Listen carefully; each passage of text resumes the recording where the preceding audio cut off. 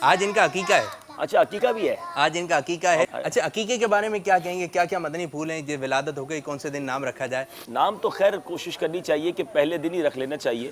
اور ایک اور بڑی پیاری ترغیب ہمیں دعوت اسلامی کے مدنی ماحول میں ملتی ہے کہ ہمیں اپنے بچوں کو بھی فوراً جو ہے وہ غوث پاک کا مرید بنا دینا چاہیے، غوث پاک کے غلاموں میں شامل کر دینا چاہیے. ایک دن کا بچہ ہو تو بھی، تاکہ اگر کل بروز قیامت ہم جب غوث پاک کے غلاموں میں اٹھے تو ہمارا بچہ بھی ہمارے ساتھ غوث پاک کے غلاموں میں شامل ہو جائے.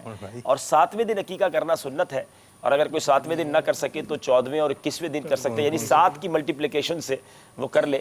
اور یہاں یہ بھی یاد رہے کہ یہ ویسے تو لڑکے کے لیے 2 بکرے ہیں، لڑکی کے لیے 1 بکرا ہے، لیکن اگر کوئی لڑکے کا بھی 1 بکرے کے ساتھ عقیقہ کرے گا تو اس کا عقیقہ بھی ہو جائے گا. ماشاءاللہ. یہ مدنی منع ہے ماشاءاللہ. یہ مدنی منع.